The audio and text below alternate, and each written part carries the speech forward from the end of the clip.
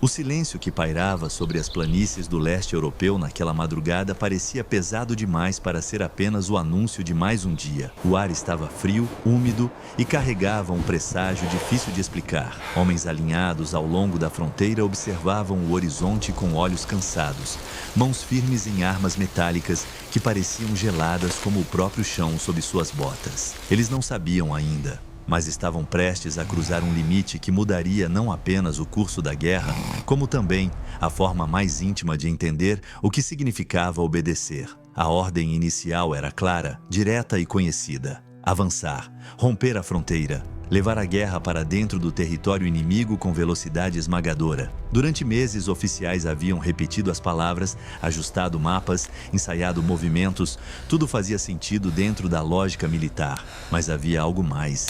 Algo que não aparecia nos mapas nem nos discursos públicos. Um segundo comando, transmitido de forma quase discreta, mas com peso absoluto. Uma instrução que não admitia dúvida, pergunta ou contestação. Quando os motores começaram a rugir e as colunas avançaram, muitos soldados sentiram um aperto no estômago que não vinha do medo do combate. Era outra coisa. Uma sensação difusa de que algo profundamente errado estava prestes a acontecer. Eles haviam sido treinados para obedecer, não para questionar. Desde o início, a doutrina deixava claro que o inimigo do leste não era apenas um adversário militar, mas uma ameaça existencial. A linguagem usada pelos líderes transformava pessoas em conceitos, vidas em obstáculos, consciências em ferramentas. Pouco antes da invasão, em reuniões fechadas e documentos cuidadosamente redigidos, uma instrução específica havia sido repassada aos comandantes. Não era um pedido, não era uma sugestão. Era uma ordem que redefinia as regras da guerra. Determinava que certos prisioneiros não deveriam ser tratados como soldados capturados. Eles não teriam direito a interrogatório formal nem a campos de prisioneiros. Seu destino estava decidido antes mesmo do primeiro disparo. Essa ordem não foi anunciada em praças nem celebrada em discursos inflamados. Ela circulou nos bastidores, em palavras secas, técnicas, quase burocráticas. Justamente por isso, tornou-se ainda mais perigosa.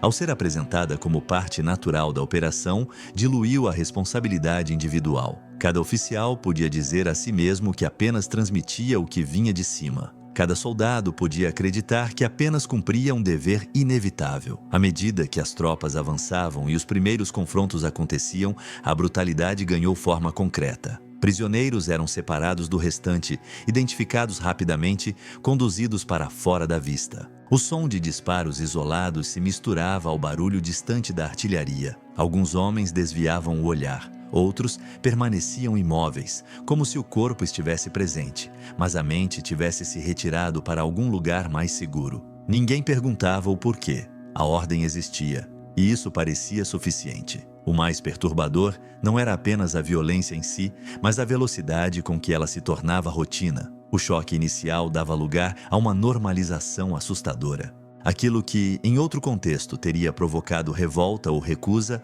agora era tratado como procedimento. Relatórios eram preenchidos com frases vagas. Termos neutros substituíam descrições reais. A linguagem limpava o sangue antes mesmo que ele secasse no chão. Em muitos casos, os soldados que executavam a ordem eram jovens, arrancados de casas comuns, de cidades pequenas, de famílias que jamais imaginariam o que seus filhos seriam obrigados a fazer. A pressão psicológica era constante. Questionar significava expor-se, levantar suspeitas, arriscar punições severas. O sistema inteiro funcionava para garantir que o segundo comando fosse seguido com a mesma obediência cega do primeiro. Enquanto isso, nos níveis mais altos da liderança, a ordem era vista como uma necessidade estratégica. Eliminar o inimigo ideológico desde o início, enviar uma mensagem de terror. Acreditava-se que a dureza absoluta aceleraria a vitória. Poucos se perguntavam sobre as consequências a longo prazo. Menos ainda demonstravam preocupação com o custo humano imediato. A guerra, naquela visão distorcida, justificava tudo. Com o passar dos dias, os relatos se acumulavam, vilarejos tomados, prisioneiros mortos sem julgamento, oficiais anotando números em relatórios que jamais refletiriam o peso real daquilo que acontecia. Milhares de vidas sendo apagadas não em grandes batalhas cinematográficas, mas em clareiras isoladas, atrás de celeiros, à beira de valas abertas às pressas. A morte deixava de ser um evento extraordinário e se tornava parte do cenário. Alguns poucos tentaram resistir em silêncio, atrasavam execuções, fingiam não reconhecer certos prisioneiros, arriscavam pequenas desobediências quase invisíveis, mas eram exceções frágeis dentro de uma máquina imensa. A maioria seguia em frente, carregando um conflito interno que raramente era expresso em palavras. À noite, quando o barulho cessava e o cansaço tomava conta, muitos fitavam o escuro sem conseguir dormir, assombrados não pelo inimigo, mas pelas próprias ações. Esse segundo comando, jamais debatido publicamente, jamais questionado abertamente, começava a moldar a guerra de forma silenciosa e profunda. Ele não apenas matava pessoas, ele corroía limites morais, redefinia o que era aceitável, empurrava homens comuns para um território psicológico do qual muitos nunca retornariam. A linha entre soldado e algo muito mais sombrio tornava-se cada vez mais tênue. Naquele momento inicial da invasão, ainda era impossível medir a extensão completa do desastre que estava sendo desencadeado. Mas os sinais estavam todos ali, a facilidade com que a ordem era cumprida, o silêncio cúmplice que a envolvia, a sensação coletiva de que algo irreversível havia sido colocado em movimento. O primeiro passo já tinha sido dado e, a partir dali, voltar atrás deixaria de ser uma opção real. O que começava como uma instrução aparentemente estratégica se revelava pouco a pouco como uma sentença de morte em escala massiva, uma decisão tomada longe da linha de frente, mas executada por mãos humanas, dia após dia. E enquanto a guerra avançava com sua fúria habitual, esse segundo comando se infiltrava na essência do conflito, preparando o terreno para uma espiral de violência que ainda estava longe de atingir seu ponto máximo. À medida que o avanço prosseguia, algo invisível começava a se espalhar junto com as tropas. Não era apenas o medo do combate ou o cansaço físico das longas marchas. Era uma mudança silenciosa na forma como a guerra era conduzida e, principalmente, na forma como as pessoas eram vistas. A ordem já não precisava ser lembrada com palavras. Ela havia sido absorvida, tornara-se um hábito, um reflexo automático. Nos primeiros dias, ainda havia hesitação. Alguns oficiais tentavam interpretar a instrução de forma mais branda. Outros fingiam não compreender totalmente o alcance daquilo que lhes havia sido transmitido. Mas o sistema não tolerava ambiguidades por muito tempo. Comunicados adicionais começaram a circular, deixando claro que qualquer desvio seria tratado como fraqueza, ou pior, como traição. A mensagem era simples e brutal, não havia espaço para consciência individual. Os territórios ocupados revelavam uma realidade dura e caótica. Cidades marcadas por combates recentes, vilarejos pobres, estradas tomadas por refugiados assustados. Homens, mulheres e crianças observavam a passagem das tropas com uma mistura de medo e incompreensão. Para muitos soldados, era impossível não enxergar rostos humanos ali. Ainda assim, o peso da ordem falava mais alto. A ideologia ensinara que aquelas pessoas faziam parte de um todo inimigo, indistinto, perigoso por definição. Grupos específicos passaram a ser separados com rapidez quase mecânica. O processo era frio, eficiente, desprovido de emoção aparente. Não havia julgamentos, não havia investigações profundas. Bastava um critério definido previamente. Em poucos minutos, o destino de alguém era selado. Alguns percebiam imediatamente o que estava prestes a acontecer. Outros ainda acreditavam que seriam levados para algum tipo de detenção temporária. O engano durava pouco.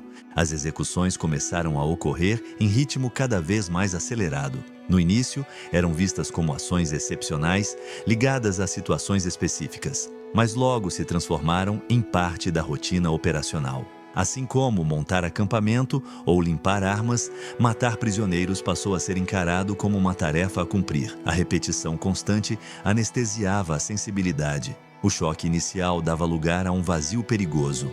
Para os que puxavam o gatilho, o impacto psicológico era profundo, ainda que raramente expresso. Muitos relatariam anos depois a sensação de estar vivendo fora do próprio corpo, como se observassem a si mesmos de longe. Outros se agarravam à ideia de que obedecer era uma forma de sobrevivência. Recusar significava enfrentar punições severas, isolamento, talvez a própria morte.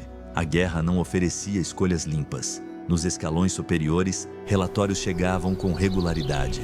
Linhas de texto, números frios, termos vagos. O que na realidade eram massacres aparecia como medidas de segurança ou ações preventivas. Essa linguagem cuidadosamente escolhida permitia que os responsáveis mantivessem uma distância confortável da violência concreta. O papel aceitava tudo. O papel não gritava, não sangrava, não olhava de volta. Enquanto isso, a máquina continuava avançando. Novas unidades recebiam as mesmas instruções. Novos comandantes assumiam postos já moldados por essa lógica perversa. Questionar o segundo comando tornava-se cada vez mais raro. Não apenas por medo, mas porque ele já parecia parte natural da guerra. A exceção havia se tornado regra sem que muitos percebessem exatamente quando isso aconteceu. Em alguns pontos, a brutalidade ultrapassava qualquer cálculo estratégico. Mortes que não traziam vantagem militar alguma. A violência passava a ter um caráter quase automático, impulsionada por ódio acumulado, desumanização e pela sensação de impunidade total. Quando ninguém é responsabilizado, tudo se torna possível. A ausência de limites claros cria um terreno fértil para atrocidades cada vez maiores. Entre os soldados, surgiam sinais de desgaste emocional extremo, bebidas consumidas em excesso sempre que havia oportunidade, silêncios prolongados, explosões repentinas de raiva. A guerra deixava de ser apenas uma luta contra um inimigo externo e se transformava em um confronto interno, silencioso e corrosivo. Muitos começavam a perceber que algo dentro deles estava se quebrando de forma irreversível. Ainda assim, o avanço continuava. A velocidade das operações era celebrada como prova de sucesso. Cada quilômetro conquistado reforçava a ideia de que a estratégia funcionava. Poucos estavam dispostos a questionar os métodos quando os resultados aparentes eram tão rápidos. A vitória parecia próxima. E quando a vitória é prometida, quase qualquer preço se torna aceitável. Em meio a esse cenário, algumas vozes isoladas tentaram alertar sobre o caminho que estava sendo trilhado. Advertências discretas, conversas sussurradas, preocupações registradas de forma cautelosa. Mas essas vozes eram facilmente abafadas. O clima geral não favorecia dúvidas. A guerra exigia certeza, obediência e ação. Reflexão era vista como fraqueza. O segundo comando, agora plenamente incorporado à engrenagem militar, começava a produzir consequências que iam além das mortes imediatas. Ele alterava a relação entre soldados e civis, destruía qualquer possibilidade de confiança e alimentava um ciclo de ódio que só se intensificava. Cada execução criava novos inimigos, novas motivações para a resistência, novos motivos para represálias ainda mais violentas. O que havia começado como uma ordem específica, direcionada, transformava-se em um princípio geral de conduta. Um princípio não escrito, mas claramente entendido. Certas vidas não tinham valor. E quando essa ideia se estabelece, o terreno para o horror absoluto está preparado. A guerra deixava de ser apenas um confronto entre exércitos e se tornava uma campanha contra a própria humanidade. Naquele ponto, já não se tratava apenas de obedecer ou não a uma ordem. Tratava-se de um sistema inteiro que recompensava a brutalidade e punia qualquer resquício de empatia. Os homens no fronte eram apenas a face visível de uma decisão tomada muito acima deles. Uma decisão que continuava a se desdobrar dia após dia, empurrando todos para um abismo moral cada vez mais profundo. E enquanto o mundo observava o avanço das tropas pelos mapas e manchetes, poucos conseguiam enxergar o que realmente estava acontecendo por trás das linhas. A guerra avançava sim, mas junto com ela avançava algo ainda mais devastador: a normalização do extermínio. Um caminho sem retorno claro, onde cada passo tornava o próximo mais fácil, mais rápido e mais mortal. Com o passar das semanas, a violência deixou de ser improvisada e assumiu uma forma assustadoramente organizada. Aquilo que no início parecia uma série de execuções isoladas começou a se transformar em um método, um padrão. A guerra entrava em uma nova fase, menos visível nos mapas, mas infinitamente mais decisiva no destino de milhões. O segundo comando já não dependia apenas da iniciativa de oficiais no campo. Ele agora era sustentado por estruturas inteiras criadas para matar. Unidades especiais passaram a operar logo atrás das linhas de frente. Seu papel não era conquistar território nem enfrentar exércitos inimigos. Elas avançavam depois que o combate cessava, quando o silêncio tomava conta das cidades recém-ocupadas. Chegavam com listas, ordens claras, e um entendimento absoluto do que deveria ser feito. Não havia urgência de batalha, apenas a frieza de uma tarefa planejada. Praças, bosques e valas naturais tornaram-se cenários recorrentes. Pessoas eram reunidas sob pretextos variados. Algumas acreditavam que seriam realocadas, outras desconfiavam, mas já não tinham para onde fugir.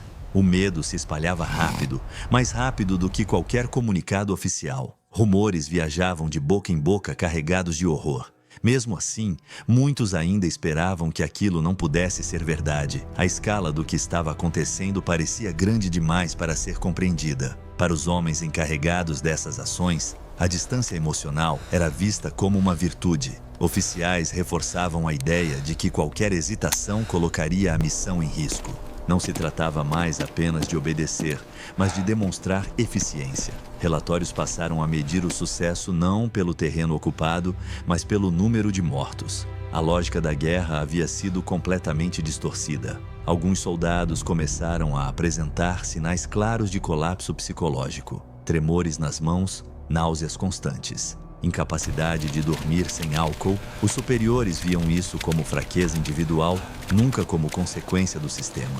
Aqueles que não suportavam eram afastados ou substituídos. Sempre havia outros prontos para assumir o lugar. A máquina não podia parar. Com o tempo, métodos considerados mais rápidos e menos desgastantes emocionalmente passaram a ser discutidos. Matar frente a frente cobrava um preço psicológico alto demais até para os mais endurecidos. A solução encontrada foi a distância. Vítimas alinhadas, executores afastados, processos padronizados. O ato de matar tornava-se quase mecânico, como uma função técnica. Quanto menos contato visual, melhor. Quanto menos palavras, mais fácil continuar. A notícia dessas ações começou a chegar aos escalões mais altos com clareza impossível de ignorar. Não eram mais relatos isolados ou rumores exagerados. Era um fluxo constante de informações que revelava a verdadeira dimensão do que estava em curso. Ainda assim, em vez de frear a violência, a liderança optou por institucionalizá-la. O segundo comando deixava de ser apenas uma diretriz operacional e passava a ser um pilar ideológico da campanha. Enquanto isso, a resistência local crescia. Comunidades inteiras passaram a ver as tropas invasoras não apenas como inimigos militares, mas como agentes de extermínio. Isso alimentava emboscadas, sabotagens e ataques inesperados. Cada ato de resistência era respondido com represálias ainda mais severas. O ciclo se fechava de forma cruel. A violência gerava violência, agora sem qualquer disfarce estratégico. Dentro das próprias fileiras, o clima mudava. A camaradagem inicial, baseada na ideia de dever e glória, dava lugar a uma atmosfera de desconfiança e brutalização. Homens que antes conversavam sobre casa e família agora evitavam qualquer assunto que lembrasse humanidade. O silêncio tornava-se uma forma de autoproteção. Falar demais podia significar demonstrar dúvida. E dúvida era perigosa. Alguns oficiais começaram a perceber que o segundo comando estava corroendo a própria disciplina que pretendia fortalecer. Tropas acostumadas a matar civis e prisioneiros sem consequências tinham dificuldade em respeitar limites em outras situações. Saques, abusos e violência gratuita aumentavam. O controle se tornava mais difícil. A guerra começava a escapar das mãos de quem acreditava dominá-la. Apesar desses sinais, não houve recuo. Pelo contrário, a ideia de que a campanha havia se tornado uma luta existencial reforçava a convicção de que qualquer meio era válido. A fronteira moral já havia sido cruzada. Admitir o erro significaria reconhecer a responsabilidade por crimes impossíveis de justificar. Seguir em frente parecia, paradoxalmente, a única saída para muitos líderes. No fronte, o impacto humano era devastador. Soldados endurecidos demais para sentir empatia e outros completamente quebrados, funcionando apenas por inércia. Ambos eram produtos diretos da mesma decisão inicial. O segundo comando não matava apenas as vítimas diretas. Ele transformava seus executores, deixando marcas profundas que sobreviveriam à guerra. À medida que o conflito se arrastava e as condições se tornavam mais difíceis, a brutalidade aumentava ainda mais. Fracassos militares eram compensados com violência contra populações indefesas. A frustração se convertia em fúria. O que começou como uma ordem estratégica agora era também uma válvula de escape para o desespero crescente. Nesse ponto, a guerra já havia ultrapassado um limite invisível. não se tratava mais de vencer ou perder batalhas. Tratava-se de sustentar um sistema baseado na destruição total do outro. Cada nova decisão reforçava a anterior, criando uma cadeia impossível de romper sem um colapso completo. O segundo comando havia alcançado seu ponto de ruptura. Ele já não era apenas seguido. Era defendido, justificado, protegido, e exatamente por isso tornava-se ainda mais mortal. A partir dali, as consequências deixariam de ser apenas locais ou momentâneas. O que estava sendo construído naquele momento iria ecoar muito além do fim da guerra, marcando para sempre a história e a consciência do mundo. A engrenagem estava em pleno funcionamento. E agora, mesmo aqueles que começavam a entender o horror absoluto do que haviam ajudado a criar, percebiam que já não havia caminho fácil de volta. A decisão sem retorno havia sido tomada. O preço final ainda estava por vir. O inverno chegou antes que qualquer promessa de vitória pudesse se cumprir. O frio avançava implacável, congelando estradas, armas e corpos, mas o que realmente paralisava muitos homens não era a temperatura. Era a percepção tardia de que a guerra havia se transformado em algo muito maior e mais sombrio do que qualquer planejamento inicial. O segundo comando, antes visto como um instrumento temporário, agora era parte inseparável da própria identidade da campanha. As derrotas começaram a se acumular. O avanço rápido dava lugar a recuos caóticos, cercos prolongados e perdas crescentes. Cidades que deveriam cair em dias resistiam por semanas. Soldados exaustos enfrentavam não apenas o inimigo armado, mas a fome, o frio e o desgaste psicológico extremo. Nesse cenário, a liderança buscava explicações e culpados, e mais uma vez, a resposta escolhida não foi a reflexão, mas a radicalização. Ordens adicionais passaram a circular, reforçando o segundo comando com ainda mais severidade. A lógica era simples e cruel. Qualquer sinal de resistência civil, qualquer apoio ao inimigo, real ou imaginado, deveria ser eliminado imediatamente. A distinção entre combatente e não combatente praticamente desapareceu. A guerra tornava-se total não apenas no discurso, mas na prática cotidiana. Para os soldados no terreno, isso significava uma pressão constante para agir com brutalidade absoluta. Já não bastava obedecer, era preciso demonstrar convicção. Oficiais eram avaliados não apenas pela eficiência militar, mas pela dureza com que aplicavam as ordens. A violência transformava-se em moeda de lealdade. Quanto mais implacável alguém se mostrava, mais confiável parecia aos olhos do comando. Nesse ponto, muitos já compreendiam, ainda que de forma difusa, que estavam presos em uma armadilha moral. Reconhecer o erro significaria admitir participação em algo irreparável. Questionar a ordem agora poderia ser interpretado como sabotagem em um momento crítico da guerra. O medo mudava de forma. Não era mais apenas o medo da punição imediata, mas o pavor de encarar a própria consciência.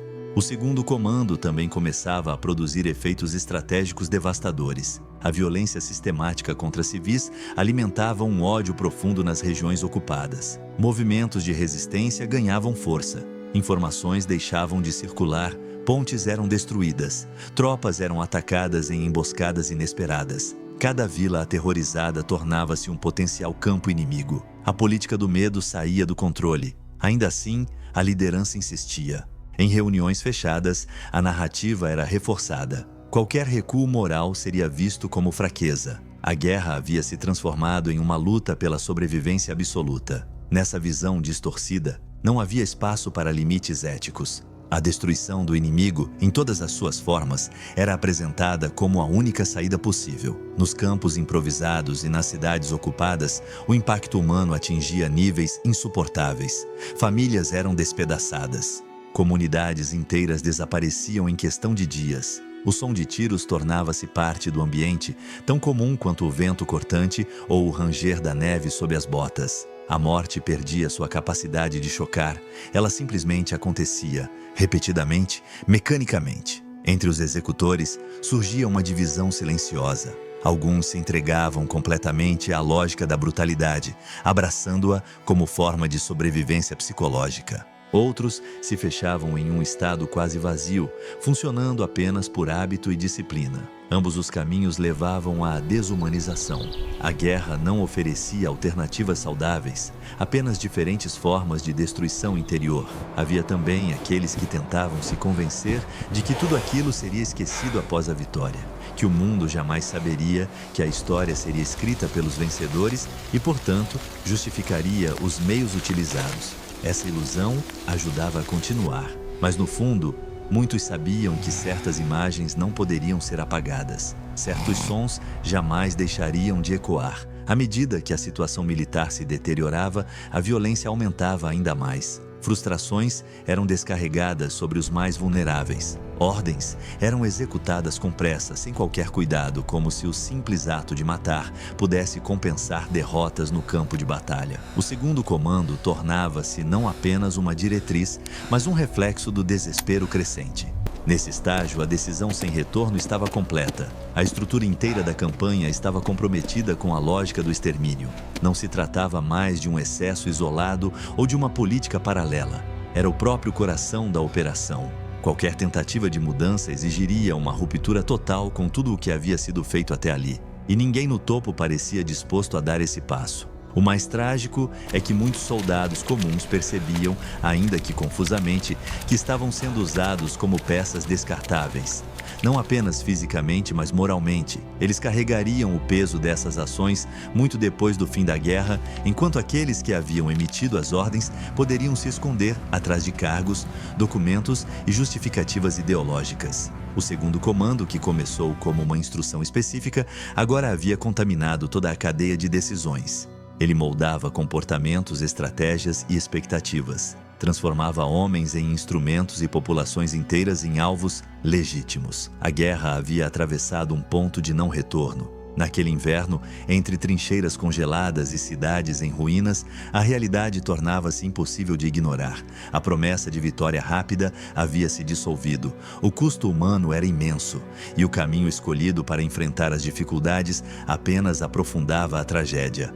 O que estava em jogo já não era apenas o resultado do conflito, mas o legado que ele deixaria para o mundo. O segundo comando havia cumprido seu papel mais perigoso, não apenas matou milhares, ele destruiu qualquer possibilidade de retorno à humanidade dentro daquele conflito. A partir dali, o fim da guerra não significaria alívio imediato, significaria confronto. Confronto com os fatos, com as consequências e com uma verdade que nenhum silêncio seria capaz de esconder. Quando a guerra finalmente começou a ruir, não foi com um estrondo claro, mas com um cansaço profundo que se infiltrou em tudo. As linhas de frente desmoronavam, cidades eram abandonadas às pressas, documentos eram queimados antes da retirada. O segundo comando, tão rigidamente aplicado durante anos, passou a ser negado em sussurros. Aquilo que antes era executado sem questionamento agora se tornava um fardo que ninguém queria carregar. Entre os soldados em retirada, o silêncio era diferente. Não era mais o silêncio tenso antes do combate, mas um vazio pesado carregado de lembranças impossíveis de afastar. Muitos haviam sobrevivido fisicamente, mas algo dentro deles estava irremediavelmente quebrado. Não havia discursos de vitória nem orgulho, apenas a sensação de que haviam atravessado um território moral do qual não se retorna ileso. À medida que os territórios ocupados eram libertados, o que vinha à tona chocava até os mais endurecidos pela guerra. Valas comuns descobertas, testemunhos fragmentados de sobreviventes, objetos pessoais espalhados pelo chão, mudos, mas eloquentes. Cada descoberta desmontava a narrativa construída durante o conflito. Já não era possível fingir que tudo havia sido exagero ou propaganda inimiga. A realidade emergia com força brutal. Nos altos escalões, a mudança de tom foi rápida. Ordens antes defendidas com convicção passaram a ser descritas como mal interpretadas. Documentos desapareciam. Responsabilidades eram empurradas para baixo na cadeia de comando. A palavra obediência, tão valorizada durante a guerra, tornava-se conveniente demais para servir de escudo. Muitos líderes passaram a alegar ignorância, como se a máquina tivesse funcionado sozinha. Mas para aqueles que estiveram no terreno, a verdade era impossível de apagar. Eles sabiam o que tinham feito, sabiam o que tinham visto, sabiam o que tinham permitido acontecer. O segundo comando não era um boato distante. Era uma experiência vivida, repetida, internalizada. E agora, sem o ruído da guerra para abafá-la, essa verdade se tornava ensurdecedora. Os julgamentos que se seguiram expuseram ao mundo aquilo que antes estava escondido atrás de relatórios e eufemismos. Pela primeira vez, as palavras ganharam seus significados reais. Execuções eram chamadas de assassinatos. Ordens ilegais eram reconhecidas como crimes. A defesa baseada apenas na obediência começou a ser questionada de forma implacável. O mundo exigia respostas que não podiam mais ser adiadas. Para muitos, o choque maior não foi descobrir que atrocidades haviam ocorrido, mas perceber como foi fácil fazê-las acontecer. Bastou uma ordem clara, um sistema que recompensava a brutalidade e um silêncio coletivo que impedia o questionamento. O segundo comando revelou algo perturbador sobre a natureza humana em tempos extremos. Mostrou o quanto pessoas comuns podem ser levadas a cometer horrores quando a responsabilidade é diluída e a consciência é silenciada. Entre os sobreviventes, o trauma persistiu por décadas. Pesadelos recorrentes, culpa constante, incapacidade de explicar a própria experiência para quem não esteve lá. Muitos jamais falaram sobre o que viveram. Outros tentaram justificar, racionalizar, minimizar. Poucos conseguiram realmente se libertar do peso psicológico deixado por aquelas decisões. A guerra havia terminado no papel, mas continuava dentro deles. As vítimas, por sua vez, tornaram-se símbolos de uma tragédia muito maior do que seus destinos individuais. Seus nomes, quando conhecidos, passaram a representar milhões que não puderam contar suas histórias. O segundo comando, que no início parecia apenas uma diretriz militar, revelou-se um dos elementos mais letais de todo o conflito. Não por sua complexidade, mas por sua simplicidade cruel. Com o tempo, a história registrou esse episódio como um alerta permanente. Um lembrete de que nem toda ordem é legítima, de que a obediência cega pode ser tão destrutiva quanto qualquer arma, de que decisões tomadas longe do campo de batalha podem custar milhares de vidas quando executadas sem questionamento. O segundo comando tornou-se um exemplo extremo do perigo de abdicar da responsabilidade moral. O mundo prometeu nunca esquecer. Monumentos foram erguidos, datas foram lembradas. Palavras como nunca mais passaram a fazer parte do vocabulário coletivo. Ainda assim, a lição permanece frágil, porque o que aconteceu não foi resultado de monstros isolados, mas de um sistema inteiro que funcionou com eficiência assustadora. No fim, o legado mais pesado do segundo comando não foi apenas o número de mortos, mas a ferida aberta na consciência humana. Ele provou que a linha entre civilização e barbárie pode ser cruzada com rapidez quando o medo, a ideologia e a obediência se unem. E essa é uma verdade desconfortável demais para ser ignorada. A guerra terminou, os mapas foram redesenhados, os líderes mudaram, mas a pergunta deixada por aquela ordem silenciosa continua ecoando através das gerações. Até que ponto alguém é responsável quando escolhe não questionar? Essa é a herança final do segundo comando. Uma história real comprovada e devastadoramente humana.